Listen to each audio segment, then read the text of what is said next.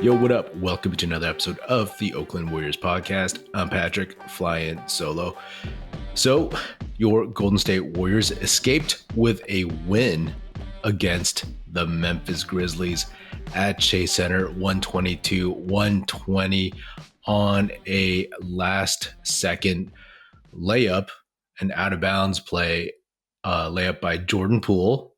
Zaire Williams was shading him on the wrong side. He wasn't between Poole and the basket, so Poole just cut and got a relatively easy layup. And if you've watched the Warriors, I mean, I don't know the name of that play, but if you've watched the Warriors for this whole Kerr era, you've seen that out of bounds play a bajillion times, right?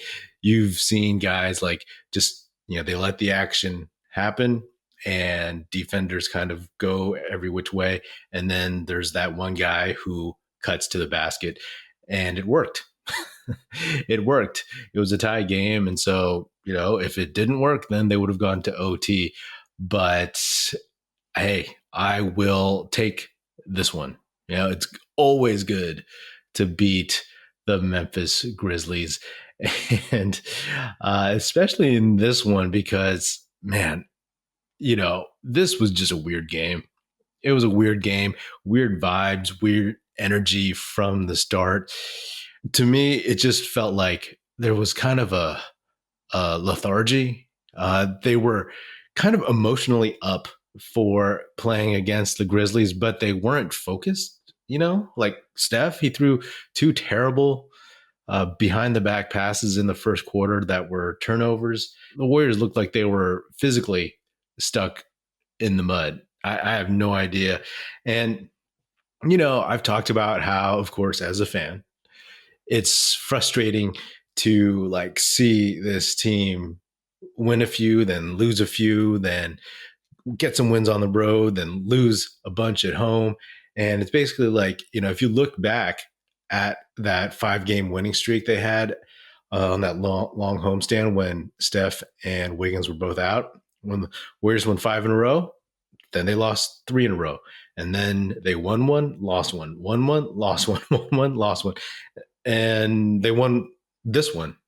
So it's been this really just odd back and forth, right? It's basically kind of like this purgatory. And I know it's frustrating for me, and I'm sure if you're a Warriors fan, it's frustrating for you as well, because you either want to know hey, these guys are good and they got it figured out, or you want to know if they're bad and something needs to be done. So they're not really giving themselves or us or anyone watching them a clear idea of who they are, what their identity is. And I've talked about how they need to ideally figure that out by the All-Star break, and then build on some momentum, hopefully, from the All-Star break to the end of the season. And I bring that up because, as tiresome, I guess, as it is for fans, it's got to be dragging on the players themselves, right? Especially the vets. I mean, if you think about it, we all went into the season assuming that the young guys would be able to pick up the slack and play more legit minutes, and that the vets would be able to have more rest. But with the young guys not being fully ready, with injuries popping up, with the Warriors record being what it is, you can't really afford to rest the vets as much, because they're scratching and clawing for every win at this point, right? Now they're back at 500 again, right? We're almost at the end of January and they are still at 500, which is wild to me. So maybe that's part of it, like a mental fatigue. There's been a lot to think about going on this season and everything. And the Warriors, they looked flat physically. But again, for Memphis, they get emotionally up. There's all the yipping, yapping, Clay talking, all this jazz, people pushing, etc. So it was just a weird vibe. It's like they were angry and mentally wanting to come after the Grizzlies, but they were so just out of it. And I really was okay, if they lose this one, because the Grizzlies, they'd lost 3 in a row on the road. So they were licking their wounds from some bad losses so far in recent days. So this was a match of two teams that were trying to kind of get right. And far be it from for me to say that the Warriors got right in this one. You know what I mean? Like they had a lead, then they lost it. It's a game of runs. Then Memphis had a 10-point lead, and the Warriors fought back. And then weirdly, after they get within reach, Steph gets ejected for throwing his mouthpiece, which, if you all remember from the 2016 finals, he got ejected for doing that in game 6, I believe, in Cleveland. And it was like a big deal. And in this one, like a shot went up, rebound came out, Poole got the ball. Steph, Poole was at the top of the 3-point line. Steph was standing behind him, clapping for the ball, right? And then Poole chucked it and bricked it. Steph was bothered by it. He was mad about it. And he threw his mouthpiece. And as far as I know, regardless of why he did it, I think that's a definite no-no, right? Like you can't throw a ball into the stands. So I'm pretty sure you can't throw a mouthpiece in the direction of the stands, even if he threw it like low at the ground or something like that. You know what I mean? So he got ejected, and I was like, okay. Well, the Warriors, they're very familiar with playing without Steph. So let's see how they close it out, right? I was like, man, Jordan Poole, some of his end of game decisions, right, have been very questionable lately. And, Poole, he has confidence in himself, but I obviously would have preferred he passed it to Steph at that point in time, just like all those other times when they were at home and then Poole dribbled the ball away, like against Atlanta and then against Detroit and whatever, and Clay was open. So in this one, Clay had another chance and Poole actually passed him the ball, right? So Poole did not try to shake and bake, take somebody off the dribble. He saw Clay coming off a screen and actually threw a really bad pass. He kind of like clutched it and it slipped out of his hands, but Clay curled, got it in his shooting pocket, went up and hit it. It put the Warriors up 2. John Morant hit a couple of free throws, tied it up. And Jordan Poole got some redemption at the end with that layup, right? So he got some redemption because he made the right decision, gave the ball up to Clay, and Clay hit it.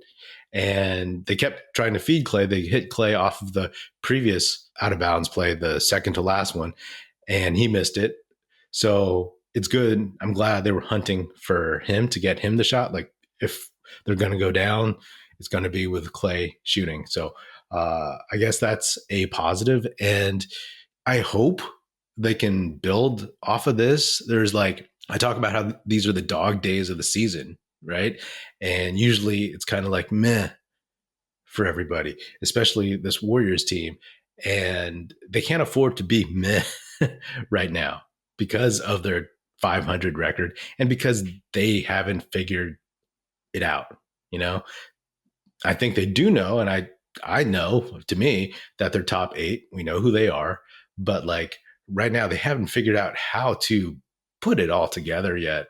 And again, that's what I'm hoping for as the All-Star break approaches. Broken record. That's all I want. And right now at 500, it's a notch in the win column, but this game did not make me feel very good. Like the lack of energy, the lack of execution. The only person that was getting this team energized, that was bringing any kind of energy just from like within his own play, was Jonathan Kuminga, who was very, very solid and was active on both ends, guarding Ja, had a couple massive dunks, and was just overall the one guy who was like getting the Warriors pumped up. Like that dunk got people going, and second dunk got people going, and just his overall activity. He was the one that brought it, and he was the only one giving them life. And what I like to see from him is that he's super competitive. I mean, that's what is going to make him great in the long run. I've talked about this, I have. and he went down on one end and he got a massive dunk. And then on the other end, the Grizzlies hit an open shot. It wasn't his fault, but you could see he was upset. He was mad. And then he was on the bench for the final play, the Jordan Poole game-winning layup. And he was the happiest guy off the bench. He was so fired up. And I think he's really taken on this like vibe of the team. You know what I mean? Not that he generates the vibe, but like he feels the competitiveness, the rivalry or whatever, the animosity for the Memphis Grizzlies. And that's something that pleases me because he's confident to borderline cocky and he's competitive. And those are the things mixed in with his work ethic, his physical abilities, and his growing comfort and understanding of the game. Those are the things that are going to make him great sooner rather than later. And like I said, I've thought he was going to be the Warriors' best player eventually in a few years. And who knows, man? Sometimes when you watch him out there, he might be their second best player by next season. You know, I mean, he may not have Draymond's acumen and Draymond's savvy, but because of his youth and his athleticism and all that jazz, he might make that leap at least to their top 4 players next season. So also depending on who's here still. This was a game that like I'm happy that they won, obviously, but just looking at bigger picture, you didn't like the body language. And if it's a question of just needing to do something to shake all of this up, I'm not sure what Kerr can do, right? Do some guys need some rest? Well, you know what? Guys need to play because they need to win games because the Warriors haven't taken care of business all season. So you got to play. You know what I mean? They play Friday at home against the Raptors, which is a gettable game, but also, you know, like they've lost a ton of gettable games this year. And going back to losing to Phoenix, beating San Antonio, losing to Chicago, beating Washington, losing to the Celtics, beating the Cavs, losing to the Nets, and then beating the Grizzlies in this one. So it's just back and forth, and they need to start figuring out how to string some things together. Winning cures all. Going back and forth between winning and losing is just dizzying. So if they can get Toronto, they go to OKC, they go to Minnesota, they get a tough one at Denver, and then they come home to Dallas and OKC, and then go to Portland, get the Lakers at home, get the Wizards at home, and then they go and play the Clippers in LA, and then it's the All-Star break. You know? So there's 10 games between now and the All-Star break. I would love if they could go 7-3 in that stretch. That would be the kind of momentum I'm looking for. You know what I mean? Especially if they go into the break on a winning streak of some kind, right? Like spread out a couple of losses, a few losses here and there, but then just take the majority of them. That's what they need. You don't want them going to the All-Star break feeling like just dragged down by their record, by the uncertainty of their play, the uncertainty of who's on their roster and all that jazz. James Wiseman was activated for this game, but it was clear early on, Steve Kerr talked before the game about how he probably wasn't going to see any minutes and how JaMychal Green is back and he was playing well and he's going to get some time. But JaMychal Green came in, straight up missed a lob dunk, and then on the next possession the other way, let someone go backdoor and get a layup on a lob right behind him, and had another couple of bad possessions. But you know, maybe it's rust, you know, but like I said, he's the one that I'm not so certain about. And this is exactly what I didn't want when JaMychal Green went down. I had hoped that when Wiseman came back from the G League that he would take that time with JaMychal Green out and solidify his spot ahead of him in the rotation. You know, like I've always said, like, you know, 8 to 10 to 12 minutes of solid play. That's what I want to see from Wiseman.